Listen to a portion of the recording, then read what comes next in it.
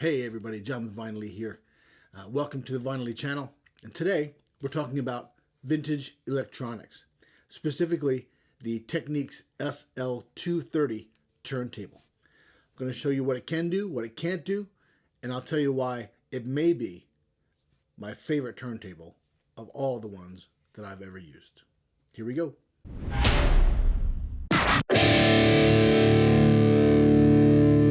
So the Technics SL-230 was one of a small series of turntables that Technics produced in 1978. Started with the SL-210, which was fully manual, the SL-220, which was semi-automatic, the SL-230, which is the one we're talking about today, fully automatic, and the SL-235, which added a record changing capability. You could stack up to 6 records on top of each other, and the player would play them one at a time. The retail price for the SL-230 was around $150 in 1978 dollars. That's the equivalent to over $700 today. So this was not a cheap unit. Technics sold some that were much more affordable than this one, but it's still a pretty good deal if you can find them today and pay around $200 for it. It's about what it cost in 1978. So this is a pretty good unit. It is belt drive, and as you'll see, it's not a direct drive professional level table, but it was very, very good quality. It's still very good quality. So let's go ahead and take a look at it. All right, so let's take a closer look at this Technics SL-230. On the front panel here, I've got the dust cover lifted. On the front panel here, you've got speed 33 and 45, no 78 on this one. And you've got your speed adjustments here for 33 and 45 RPMs. And you've got your platter size selector here. 10-inch are a little bit kind of unusual, but they are out there. And then the 7-inch, of course, is your typical single size 45s. And then, of course, the 12-inch are your full-size LPs. Memo repeat function, which is super cool. I'll show you how that works in a little bit, but you can repeat a certain side of the record up to 6 times. And over here, you've got start and stop button. This is an automatic turntable, by the way, so you've got start and stop, and you've got a queuing lever here. Back in here, you have, it's the little touches, I think, that really make this even cooler. So you've got a little hole here, and that is for an extra head shell. If you want to replace the head shell, you just unscrew this here, and I'll show you right now. Let me lock that down. You can unscrew this, take the head shell out, store the head shell back here, put a second head shell on if you are so inclined. I love that. Get this tightened back up here. There we go. One-handed operation, right? Back here you've got your 45 adapter, which of course you'd put right on here if you need to. All these little touches are super cool with this model unit. Places for everything. Anti-skate adjustment here and your tracking force adjustment here. You do have a clip to hold. Did you see what happened? I moved this over and it started running. So I keep this clip off usually because it makes it easier for this to be fully automatic, right? If the clip's on, holding the tone arm in place, and you start an album, obviously the tone arm can't move and it'll just shut down. So flip the mat up here and you can see that this is a belt-driven table. It's not direct drive, it is belt-driven. And there's the belt right there. Now there is no built-in preamp. So I have this connected to an external preamp here. You'll need either a preamp or an integrated amplifier with a phono input to use this. So we'll go through a couple of the settings and show you how this beast works. I do want to point out that this dust cover has the typical issue, and you can see right here, the tongue is normally molded right onto the dust cover. This one is still intact on the right side, but that tongue is broken off. And that is typical with these kinds of dust covers on Technics turntables. There are replacement kits. I just haven't done it because this one will sit in the groove there and it holds the cover up. So it's not super critical for me, but eventually I probably will install a new piece here so that it fits in the hinge properly. All right, so I've got a record on the turntable, and the record we have here is by this band Angel called White Hot, and this is generally considered to be not a very good album. So hopefully I'll be able to play this and not get any kind of a copyright strike from YouTube. So this is a fully automatic turntable. All you have to do is click start. I'll go through real quick. Our speed is set for 33 and our size is set for 12-inch. Now if you move this, obviously it will change the point on the platter at which the tone arm drops. So you want to make sure if you've got a 12-inch record, you're on 12 inches. I will show you the repeat in a moment.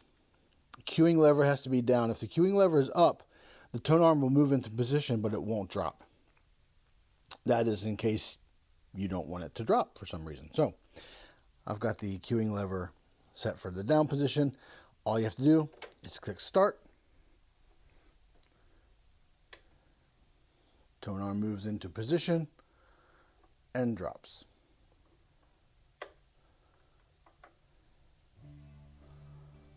And there we go. Now we can listen to music. Now, I will click the lever up to disengage from the record, just to show you the automatic stopping feature. Tone arm gets in here. It triggers the stop, moves the tone arm back out of the way, drops it in the cradle. Well, except for I've got it up, right? Put it down, it'll drop it in the cradle.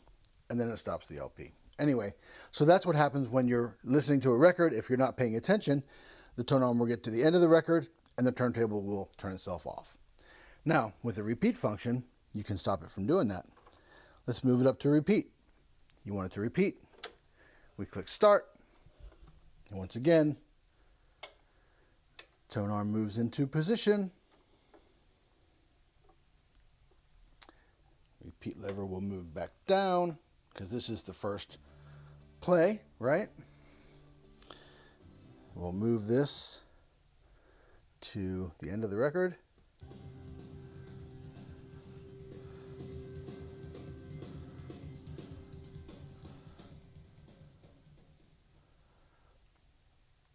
And in this case, because we have the repeat function engaged, gets to the end, moves back all the way to the beginning, and then goes back to the beginning of the record and starts the process all over again. It seems like this one could use a little bit of adjustment, maybe dropping on the very end before the song starts. It looks like it's dropping right on that first groove practically, so may have to adjust that. So anyway, when we're done, we'll click this down to 0. And we're done listening, we click stop, and the turntable will stop and turn itself off.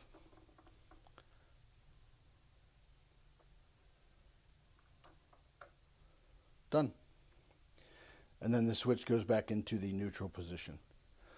So that's how it works when you're playing a record. Pretty cool. I love it that it's automatic. I don't have to worry about it. This is in a different room than I usually am in when I'm listening to these. So I crank up the volume and I let this thing do its thing. Now for demonstration purposes, I'll go ahead and show you how to play a 45 if you're so inclined. So you get the 45 adapter right on the middle. Grab your 45. This one is by a band called the Mark IV. The song's called Auga. This is hard to find. I've tried to find other ones of these. It is not easy to find this. So obviously we'll change our speed to 45 like that, and we'll put it on 7-inch no repeat. And our lever is down, so now all we have to do is click start, and it should drop right on the proper starting point. Let's take a look. Always a little scary. There it is. Looks like the 45 queuing is pretty good.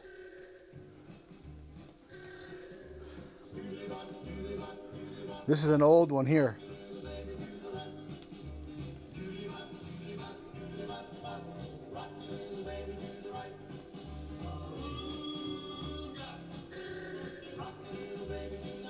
All right.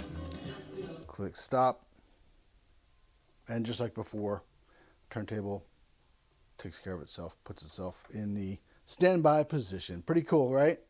One thing about a turntable like this, if you buy one of these on the used market and it has not been refurbished, all of these controls here, the starting and the automatic start stop feature, the repeat feature, all of this is operated by a multitude of plastic gears inside the chassis here underneath the platter. If you bought one that's not already been refurbed and you have any issues with any of these functions, it very well could be that the lubrication in there has gotten sticky and the gears are not working properly. You'll have to open this thing up, clean out all that old lubrication, lubricate those gears properly, and then try it again. And you may magically find that a lot of these things work. So I picked this up for, gosh, I think I paid only a couple of $100 for this, and it was already refurbed. They already had a new head shell on it. This is not a high-end stylus here. This is more of an entry-level stylus, but it works great for my purposes. At some point, I'll probably upgrade that. But again, the main thing to remember is it does not have a preamp built in, so you'll need to get one of these little guys here. I always call this a little guy. I don't know why I do that. Or another alternate by other companies, or plug it into an integrated amp with a phono input.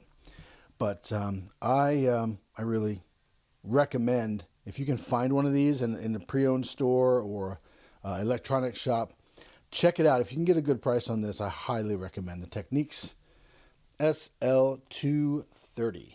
One thing I have mentioned in other videos on how to adjust your turntables is this one has a strobe. This is a good reason to have your stylus in the upward queuing position so that you can have this running without the needle on the mat. But you'll see here on the 33, those bottom dots should appear stationary, which they pretty much do. And if I click it over to the 45 speed, we'll be looking at the dots on the second level, and that is not exactly right. Let me adjust that just a bit.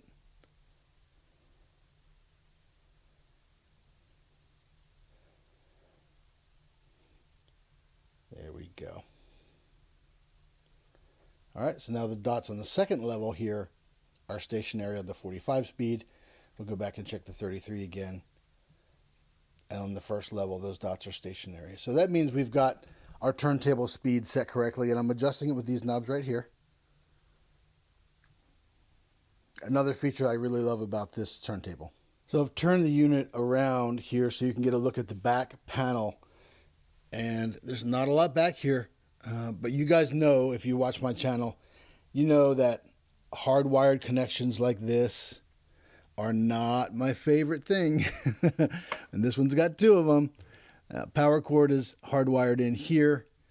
Typical, though, of the of 70s and early 80s turntables. But the audio connection is hardwired as well. This one has left and right, which I've got going in here to my preamp, and it also has a grounding cable, which I have also connected to the preamp right here. This is on spring. This is a spring-loaded grounding post, so you can use the blade style. If it's not a bare wire, you can still use the blade style. Just jam one of those sides of the blade in there. Make sure it stays connected. But that's really it. That's all there is on the back of this thing. Audio connection and power. Really all you need, I guess. So that was a quick look at the Technics SL-230. Probably my favorite turntable that I've ever owned.